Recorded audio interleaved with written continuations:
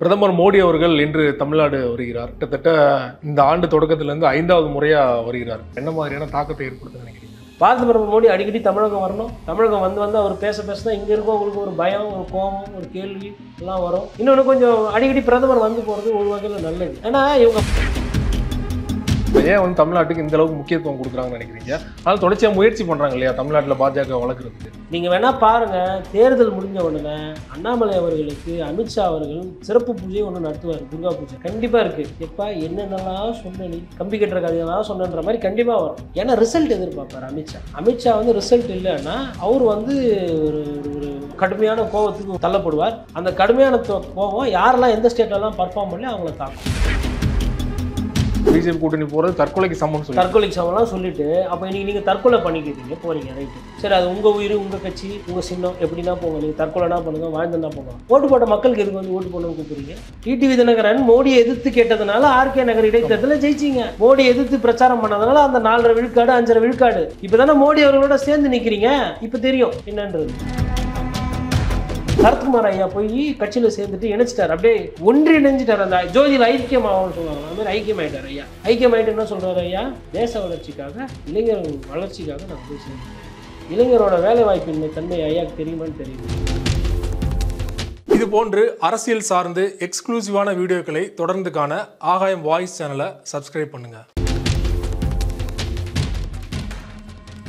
ஆகாயம் வாய்ஸ் நேயர்களுக்கு வணக்கம். இன்றைக்கு நம்மோடு நேர்காணலுக்காக பத்திரிகையாளர் கோட்டீஸ்வரன் அவர்கள் நம்மோடு இணைந்திருக்கிறார். அவரோடு பேசலாம். வணக்கம் சார். நேயர்களுக்கு வணக்கம். பிரதமர் மோடி அவர்கள் இன்று தமிழ்நாடு வருகிறார். கிட்டத்தட்ட இந்த ஆண்டு தொடக்கத்திலிருந்து 5வது முறையா வருகிறார். தேர்தல் நேரத்தில் 5வது முறையா தொடர்ச்சியா வராரு இல்லையா? என்ன மாதிரியான தாக்கத்தை ஏற்படுத்துன்னு நினைக்கிறீங்க அவருடைய வருகை?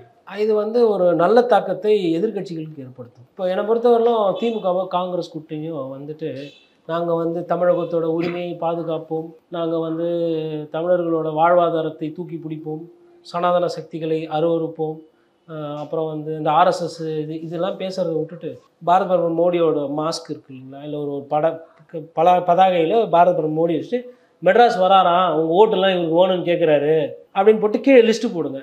இது கரண்ட் பில்லு எவ்வளோ இருந்துச்சு, எவ்வளோ ஏறிச்சு, ஓகே, அது டிஎம்கே பண்ண முடியாது இல்லை, நான் கரண்ட் பில் அவங்க தான் எழுதுனாங்க, சரி, ஓகே. எல்பிஜி சிலிண்டரு, அதுக்கப்புறம் டீசல் விலை, அப்புறம் சுங்கவரி, அதுக்கப்புறமா வந்துட்டு உங்களுக்கு ஜிஎஸ்டி வரி விழுக்காடு எவ்வளோ ஏறிச்சு, இந்த மாதிரி ஒரு நாள் போட்டு அப்புறம் அந்த வீடு கட்டுற திட்டத்தில் 40% தான் இவங்க காசு கொடுக்குறாங்க, பேரை வந்து இவங்க பேரை வச்சுக்கிறாங்க, அந்த மாதிரி அது மாதிரி வெள்ள நிவாரணத்தில் இவங்க காசு கேட்டோம், நம்ம 8 மாநிலம் பாதிக்கப்பட்டோம், காசு கேட்டோம் கொடுக்கலாம்.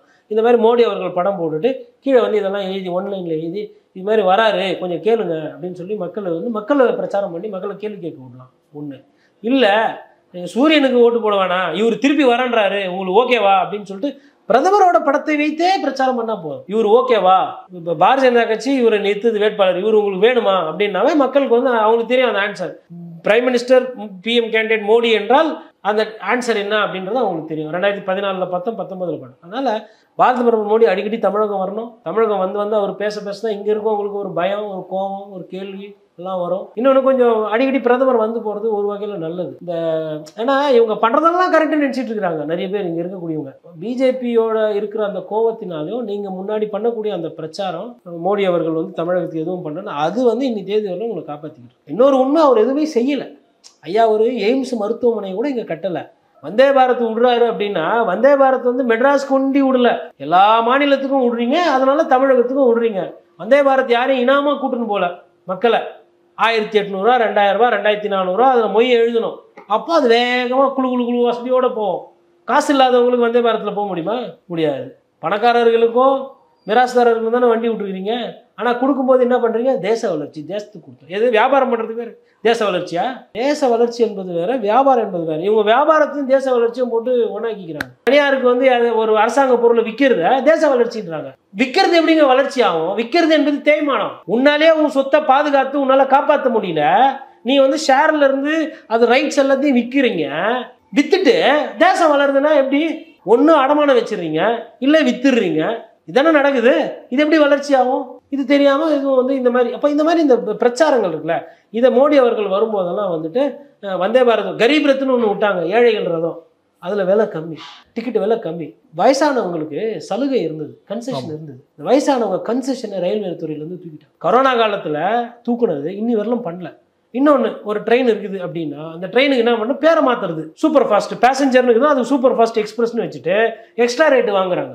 நீங்கள் ட்ரெயினில் பயணம் பண்ணுறவங்க எல்லாரையும் கேளுங்க, எல்லாரும் எந்த மாநிலமோ எந்த மொழியோ எந்த இனமோ எந்த ஜாதிமோ எல்லாம் வயிற்றுல வாயிலாச்சு, ஐயோ ஆமா அப்பா இவ்வளோ விலை ஏறி போச்சுன்னு சொல்லுவோம். இதெல்லாம் நடக்குது. அப்போ இதனால் அவர் அடிக்கடி வரும்போது இதெல்லாம் சொல்லிட்டு இதுதான் இவர் பண்ணிகிட்டு இருக்காரு, இப்படி தான் இவர் வளர்த்துக்கிட்டு இருக்காரு, ஆனால் அதுக்கு காரணம் வளர்கிற ஆளுங்களை விட்டுட்டு இவர் தேசம் வளருதுன்னு சொல்லிட்டு இருக்காரு அப்படின்னு அந்த பிரச்சாரம் பண்ணாவே போதும். இல்லையா, எங்கெல்லாம் பிரதமர் போகிறாரோ அங்கெல்லாம் வந்து நிறைய சிலிண்டருங்களை வச்சு சிலிண்டரில் மோடி படம் ஒட்டி அந்த சிலிண்டருங்கள்லாம் போனால் 1000 ரூபாய்க்கு காரணம் இவர் தான், அப்புறம் இப்போ 100 ரூபா குறைச்சிருக்காரு, ஆட்சிக்கு திருப்பி வந்தால் கோவத்தில் 300 ரூபா ஏற்றுவார், உஷாராக இருங்க ஜனங்களை, அந்த மாதிரி பிரச்சாரம் பண்ணாவே போதும்.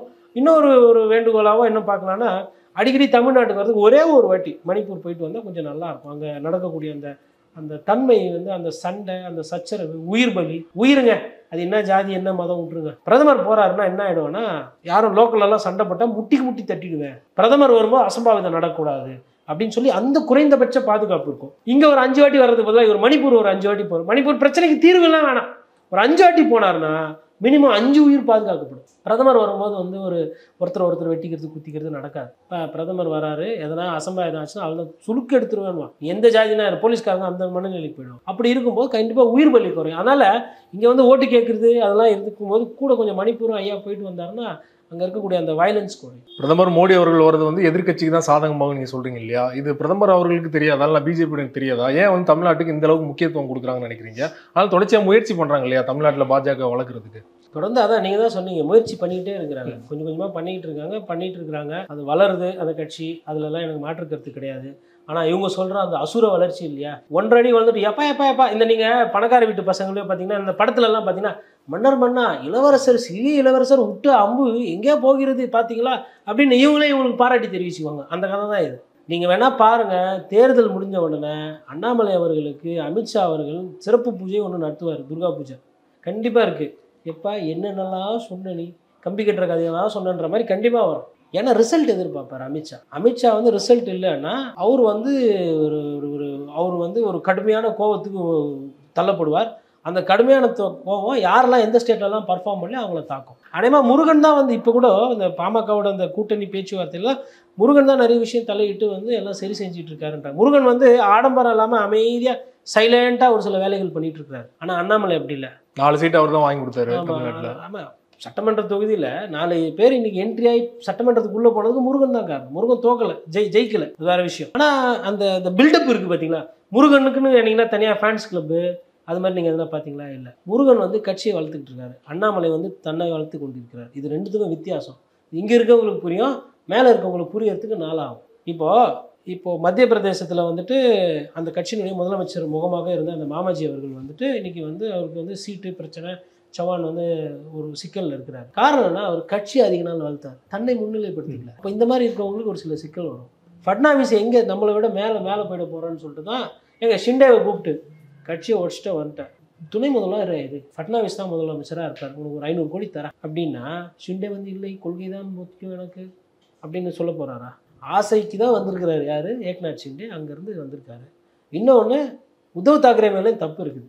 கூட இருக்கிற ஒருத்தர் வந்து ஷிண்டே கீழே இருந்து வந்த ஒரு அரசியல்வாதி, உங்களை மாதிரி வந்து பணக்கார வீட்டு பைக்ஸ் கிடையாது. கீழே இருந்து வரவங்க வந்து பிரச்சனை இருக்குதுங்க, இதுக்கு இது கேளுங்க, கட்சியில் இருக்குங்கன்னு ஒரு வாட்டி சொல்லுவாங்க, 2 வாட்டி சொல்லுவாங்க. பண்ணையார் மாதிரியே இருந்தால் போயா அப்படின்ட்டு கோச்சின்னு போயிட்டார் ஷிண்டே. அந்த ஷிண்டாவை கோச்சின்னு போகிற ஷிண்டாவை கூப்பிட்டு நீ துணை முதலமைச்சராக இருந்துக்கப்பா, ஃபட்னாவிஸ் முதலமைச்சராக இருக்கும்னு பிஜேபியால் பண்ணியிருக்க முடியும். ஆனால் பிஜேபி அதை விரும்பலை. காரணம் ஃபட்னாவிஸ் எங்கே மேலே போயிட போகிறார். அந்த மாதிரி இந்த உள்ளடி பிரச்சனைலாம் நிறைய இருக்குங்க பிஜேபியில். இதெல்லாம் மறைச்சிட்டு 400 ஜெயிப்போம் நம்ம எப்படிங்க 400னா இல்லைங்க 350 ஜெயிப்போம், எப்படிங்க 350 இல்லைங்க கூட்டணியில் 350 வருவோம், 400 எங்கள் இலக்கு, 300 நாங்களே ஜெயிப்போம் அப்படின்வாங்க. நீங்கள் 300 எப்படி வரும், நீங்கள் இன்னும் டைட்டாக கேட்டிங்கன்னா இல்லைங்க 272 உறுதி அப்படின்வாங்க. இது வந்து ஒரு ஒரு ஒரு கிமிக்ஸ். இது தேர்தலுக்கு உண்டான ஒரு வியூகத்தை வந்து இவங்க அமைச்சிக்கிறாங்க அவங்க சாதகமாக. தமிழ்நாட்டை பொறுத்த வரைக்கும் திமுக கூட்டணி இறுதி ஆயிடுச்சு, அதே கூட்டணி தான் தொடருது இல்லையா?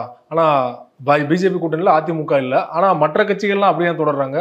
தினகரன் வந்திருக்காரு, ஓபிஎஸ் வந்திருக்காரு, ஜி.கே. வாசன், அதே போல் பாரிவேந்தர், ஏசி சண்முகம், இவங்கெல்லாம் இருக்கும்போது திமுகவை தொடர்ந்து 2வது இடத்துல மெஜாரிட்டியாக நிறைய இடங்கள்ல வந்து பிஜேபி கூட்டணி வர வாய்ப்பு இருக்குன்னு நினைக்கிறீங்களா? கணிசமான தொகுதிகளில் பாரத பிரதமர் வேட்பாளர் நிதின் கட்காரி அவர்கள் போட்டியிடுகிறார். கட்காரி முதலமைச்சர் பிரதமர் ஆனால் இன்னும் நிறைய இருக்குது அப்படின்னா தமிழகத்தில் மேபி இவர் யார் புதுசாக இருக்கே, ஓகே ஓய்ஞ்சு போகுது அப்படின்னு ஒரு ட்ரை பண்ணலாம். மோடி அவர்களை டிடிவி தினகரனே நிறைய நேரத்தில் விமர்சனம் பண்ணியிருக்காரு. ஆர்கே நகரை ஜெயிச்சதுக்கு முக்கிய காரணம் மோடி எதிர்ப்பு. இல்ல அவரே சொல்லியிருக்காரு. அதுக்கப்புறம் 2019 பிஜேபி கூட்டணி போறது தற்கொலைக்கு சமம்னு சொல்லி தற்கொலைக்கு சமம்லாம் சொல்லிட்டு அப்போ இன்னைக்கு நீங்கள் தற்கொலை பண்ணிக்கிறீங்க போறீங்க, ரைட்டு, சரி, அது உங்கள் உயிர், உங்கள் கட்சி, உங்கள் சின்னம், எப்படின்னா போங்க, நீங்கள் தற்கொலைனா பண்ணுங்க, வாழ்ந்துன்னா போங்க. ஓட்டு போட்ட மக்களுக்கு எதுக்கு வந்து ஓட்டு போடணும்னு கூப்பிடுறீங்க?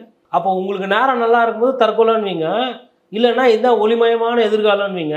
அப்போ ஓட்டு போகிற மக்களை பார்த்தா எப்படி இருக்குது? அவங்களுக்கு சொந்தமாக மூளை இல்லையா? சிந்திக்க மாட்டாங்களா? நான் என்ன கேட்குறேன்னா, ஐயா ஓபிஎஸ் அவர்களோ டிடிவி தினகரனோ உங்களுக்கு வந்து எடப்பாடி பழனிசாமி துரோகம் செஞ்சிட்டாரு அப்படின்னு சொல்றதுக்கு தார்மீக அடிப்படை இருக்கு. சசிகலா அவர்களுக்கு அதிகமா இருக்கு. எப்பா எடப்பாடி பழனிசாமி, உன்னை யாருக்குமே தெரியாதப்பா, இந்த சின்னத்தாய் புரட்சித்தாய் தானப்பா உனக்கு எல்லாமே கொடுத்தேன், நான் தானப்பா கூவத்தூர்லாம் உட்கார வச்சு உன்னை ஆட்சியில் உட்கார வச்சு என்ன இந்த மாதிரி ஏமாத்தினா அந்த மாதிரி கேட்கலாம். புரியுதுங்களா?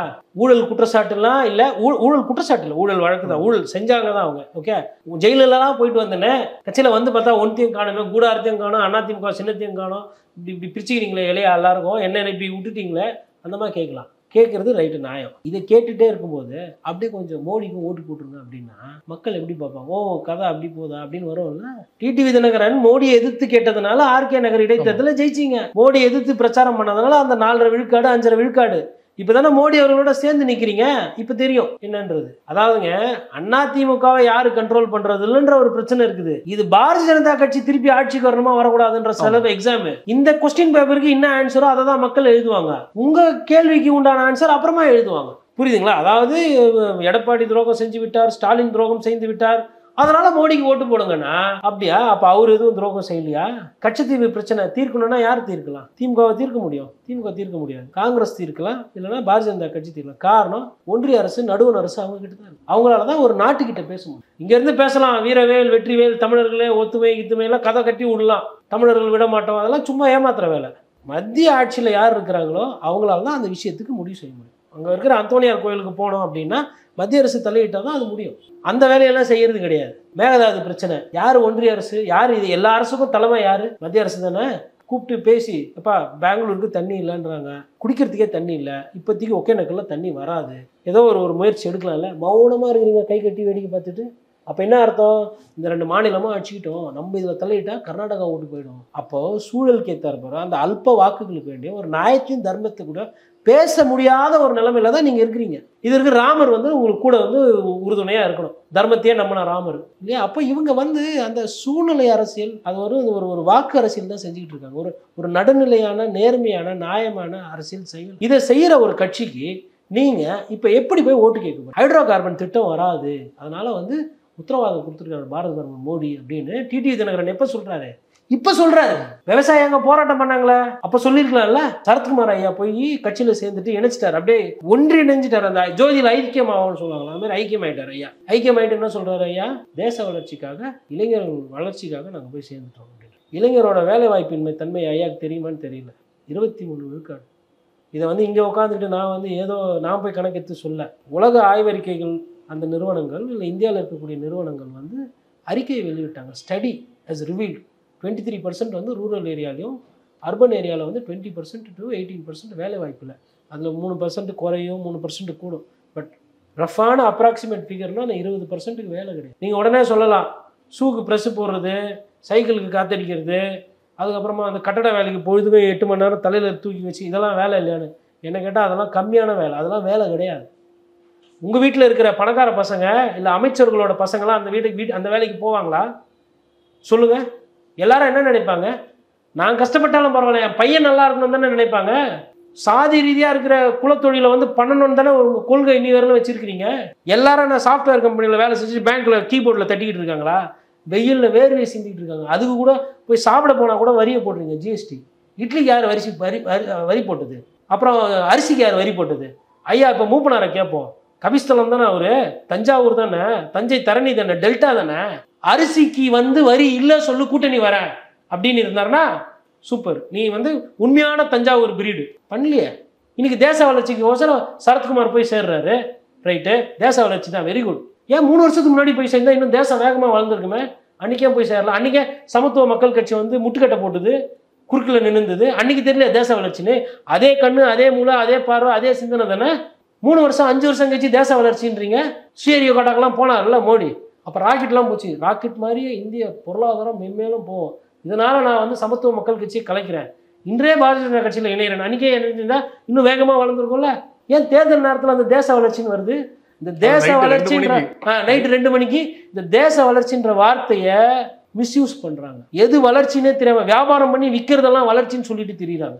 அதை தான் நம்ம அங்கே சொல்கிறோம். இப்போ நீங்கள் சொன்னது மாதிரி 2019 பிஜேபி கூட்டணியில் இருந்த பல கட்சிகள், முக்கியமான கட்சிகள் இப்போ அவங்க கூட இல்லை. உதாரணத்துக்கு அதிமுக உட்பட பல மாநிலங்கள் முக்கியமான கட்சிகள் வெளியேறிட்டாங்க இல்லையா?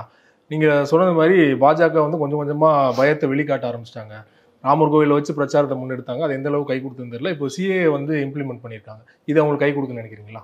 இல்லைங்க, ராமர் கோயில் பிரச்சனையாகட்டும், சிஏ ஆகட்டும், அது வந்து சாதி ரீதியான இல்லை மத ரீதியான விஷயங்கள்லாம் பார்க்கலாம். இப்போ ஒரு சில சாதியினர் வந்து மதத்தில் ரொம்ப ஈடுபாடு இருப்பாங்க. இப்போ புரியுதுங்களா? இப்போ உதாரணத்துக்கு சொல்லணும்னா, இப்போ பிராமின்ஸ் எல்லாம் பார்த்தீங்கன்னா இந்த சாதி விஷயத்துலையும் சரி மத விஷயத்துலையும் சரி சாமிக்கு போது ஈடுபாடு அதிகமாக இருக்கும். இப்போ ராமரை நீங்கள் முன்னிறுத்தும் போது அந்த மாதிரி வகுப்பினர் வந்து ஆல்ரெடி அவங்க உங்களுக்கு ஓட்டு போடுறவங்க தான். புதுசாக வந்து நீங்கள் ராமர் கோவில் கட்டுறதுனால உங்களுக்கு ஓட்டு போட போகிறாங்கன்னு கிடையாது. போன தேர்தலையும் நீங்கள் கட்டுவீங்கன்னு சொல்லிட்டு நம்பிக்கையோடு ஓட்டு போட்டாங்க. அதுக்கு முன் தேர்தலில் நீங்கள் அதை மையமாக வைத்து நீங்கள் சொன்னதுனால அந்த நம்பிக்கையில் ஓட்டு போட்டாங்க. ராமர் கோவில் ரெண்டுமே அவங்களோட தேர்தல் வாக்குறுதி. அந்த ஓட் பேங்க் வந்து அப்படியே தான் இருக்குது. இப்போ என்னோட விஷயம் என்னன்னா, வேலை வாய்ப்பு போனவங்க, ஜிஎஸ்டியில் பாதிக்கப்பட்டவங்க, பண மதிப்பீடுல வேலை தொழிலை இழந்தவங்க, கொரோனால வந்து கவலைக்கிடமாய் இறந்தவங்க, ரயில்வே துறையில வந்துட்டு வேலை கிடைக்காம திண்டாடும் இளைஞர்கள், ஆர்மியில வந்துட்டு வேலை கிடைக்காம அக்னிவீர் போராட்டம் பண்ண இளைஞர்கள், கொள்முதல் பரிசு மினிமம் செல்லிங் பிரைஸ் கிடைக்காத அந்த விவசாயி போராட்ட பிரச்சனைகள், அப்ப இதெல்லாம் இருக்கே.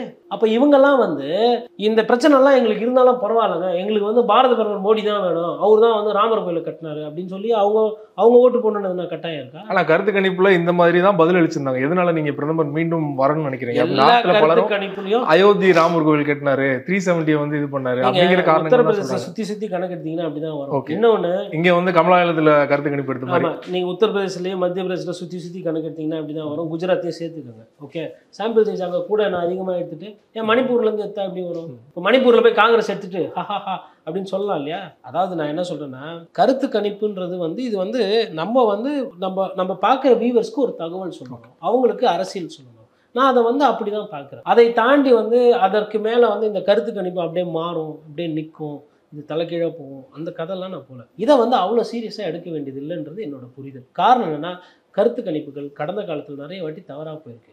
ஆனால் வழக்கத்தை விட அதிகமாக இந்த வாட்டி கருத்து கணிப்புகள் முக்கியத்துவம் கொடுக்க போகுது. அதனுடைய சூட்சமம் என்னன்னா எனக்கு புரியல. போன தேர்தலில் இது மாதிரி எல்லாரும் கருத்து கணிப்பு எடுத்து போட்டாங்களா? 2019 இவ்வளோ சேனல் போடல, இவ்வளோ ஒரு பேசு பொருளாக ஆகலை. போன தேர்தலில் மோடி அவர்கள் 400 சீட்டுன்னு பேசினாரா? பேசலை. ஏன்னா அவங்களுக்கு வந்து போன தேர்தலில் இந்த அளவுக்கு பயம் இல்லை. ஏங்க 10 வருஷம் இருந்தால் அந்த முகம் வந்து ஒரு சிலருக்கு வந்து போதும்பா போர் அடிக்குப்பா, உன் மூஞ்சியே எவ்வளோ நாள் பார்க்குறது, இந்த ஒரு இயல்பு எல்லாருக்கும் வரும். நீங்கள் 10 வருஷமாக ஒரு ஹோட்டலில் போய் சாப்பிட்றீங்கன்னு வச்சுக்கோங்களேன், அந்த ஹோட்டல் நல்ல சாப்பாடு தான் போடுது, ஒன்றும் வயிற்றுக்கு பிரச்சனை இல்லை. ஆனால் நீங்கள் என்ன பண்ணுவீங்க, திடீர்னு எதிரில் ஒரு ஹோட்டல் இருக்குது போய் சாப்பிட்டு பார்ப்போம் அப்படின்னு மாற்றுவோம். மன இயல்பு இது. கேரளாலேயும் சரி, வெஸ்ட் பெங்காலில் குறிப்பாக கம்யூனிஸ்ட்டு ஒரு நல்ல ஆட்சி தான் கொடுத்தாங்க. சம்பளம், மினிமம் ஒரு வாழ்வாதாரம், அப்புறம் ஒரு வீடு, பெரிய தொழிலெலாம் வந்துட்டு உங்களோட இயற்கை வளங்கள்லாம் அழிக்காத மாதிரி கொடுத்தாங்க. 20 வருஷம் கழிச்சு என்ன ஆயிடுச்சுன்னா அது அப்படியே உல்டாவாக மாதிரி. ஏன்னா பாம்பே டெவலப் ஆகி போச்சு, மெட்ராஸ் டெவலப் ஆகி போச்சு, வெஸ்ட் பெங்காலும் கல்கட்டாவும் அப்படியே இருக்குது. தூக்குடா கம்யூனிஸ்ட்னு சொல்லி தூக்கி போட்டு மம்தா பானர்ஜிக்கு வாய்ப்பு கொடுத்தாங்களா? ஏன் அந்த மாற்றம்? புத்ததேவ பட்டாச்சாரி என்ன ஊழல்வாதியா? இல்லை அங்கே எதனா வந்து தவறான மக்களுக்கு விரோத கொள்கை எதனா பண்ணாங்களா? டாடா ப்ராஜெக்ட் வரும்போது காரில் வேலை வரும் அப்படின்னும் போது கம்யூனிஸ்ட் கட்சி எதிர்க்குது. அதில் போராட்டம் பண்ணும்போது இல்லை கார் உற்பத்தி சாலை வந்து விவசாய நிலம் போகாது, வேலை வாய்ப்பு வரும்னு அங்கே ஒரு பிரச்சாரம் வருது. இந்த பிரச்சாரம் நல்ல பிரச்சாரம். ஆனால் கார் உற்பத்தி பண்ணால் அதனால வாழ்வாதாரம்னு அந்த பிரச்சாரத்தை மக்கள் எதிர்த்து மாற்றி போட்டோம். இதில் வந்து நீங்கள் வந்து அதே மாதிரி கலைஞர் அவரோட ஒரு ஆட்சி வந்து நல்ல ஒரு ஆட்சி காலம். ஆனால் அந்த ஆட்சி வந்து பார்த்தீங்கன்னா அதுக்கு முன்னாடி விட மோசமான சீட்டு வாங்கி தோற்று போனாங்க. அது மாதிரி கூட இது, அதாவது 2019 தான் பாரதிய ஜனதா கட்சியோட உச்ச கொம்பு, அதுதான் அவங்களோட பீக்கு. அதை திருப்பி அந்த இடத்துக்கு வர்றதே கஷ்டம்ன்றேன் நான். அப்படி இருக்கும்போது நீங்கள் எப்படி 400 வருவீங்கன்றதான் என்னோட கேள்வி.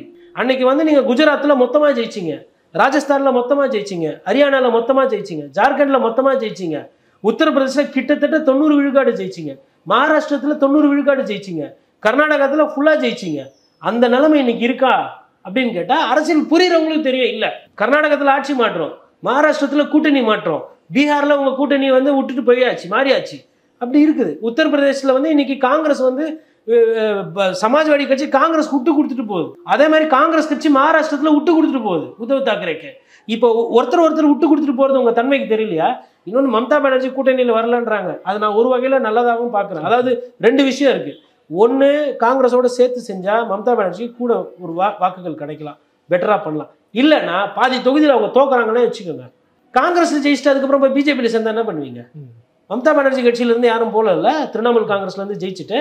அப்போ அப்படி அதெல்லாம் பார்க்கும்பொழுது அது வந்து பிஜேபிக்கு இல்லை தானே அந்த ஒரு பாதி சீட்டு வெஸ்ட் பெங்காலில். அப்போ இந்த கணக்கெல்லாம் நீங்கள் இப்படி பாருங்க. இந்த கோஸ்ட் ஓரமாக நீங்கள் எடுத்துகிட்டு வந்து பாருங்க. உங்களுக்கு இங்கே வந்து வெஸ்ட் பெங்கால் பிஜேபிக்கு 100% நல்லா பண்ணக்கூடிய ஸ்டேட்டானா கிடையாது, இல்லை 70% 80% நல்லா பண்ணக்கூடிய ஸ்டேட்னா கிடையாது. அதுக்கு கீழே வந்து உங்களுக்கு சத்தீஸ்கரில் பிஜேபி நல்லா பண்ணியிருக்கிறாங்க, அது ஓகே. அதுக்கு கீழே நீங்கள் வந்தீங்கன்னா உங்களுக்கு பீகார் இருக்கு, பீகாரில் பிரச்சனை. அதே மாதிரி அதுக்கு கீழே வந்தீங்கன்னா ஒடிசா இருக்கு, ஒடிசால பிஜேபிக்கு நல்லா இருக்கு. ஆனால் அதை தாண்டி கீழே தென்னிந்தியான்னு வரும்போது மொத்த தென்னிந்தியாவில் பிரச்சனை இருக்கு, மகாராஷ்டிரத்தில் பிரச்சனை இருக்குது, மேலே பஞ்சாபில் பிரச்சனை இருக்குது, இந்த சைடு இமாச்சலில் பிரச்சனை இருக்குது, இந்த சைடு நடுவில் ஹரியானாவில் பிரச்சனை இருக்குது, உத்தரப்பிரதேசில் விவசாயிகள் போராட்டம் இருக்குது, சமாஜ்வாடி கட்சி வளர்ந்துட்டு வருது. அப்போ அவங்களோட அந்த பிரச்சனை இல்லாத ஏரியாக்கள்னு பார்த்தீங்கன்னா மத்திய பிரதேசம், ராஜஸ்தான், சத்தீஸ்கர், குஜராத். இந்த நடுவுல இன்னும் நல்லா இருக்கு யாருக்கு? பிஜேபிக்கு. உத்தரப்பிரதேசம் ஓரளவுக்கு நல்லா இருக்குன்றது என்னோட கணிப்பு. ஆனா போன வாட்டி ஜெயிச்ச மாதிரி 70 சீட்டு 72 சீட்டு அந்த நம்பர் வருமானம் அது வராது. அதுல பிரச்சனை இருக்கு. அப்போ போன வாட்டி வந்த நம்பரை விட தாண்டி இந்த வாட்டி நீங்க சொல்றீங்களே,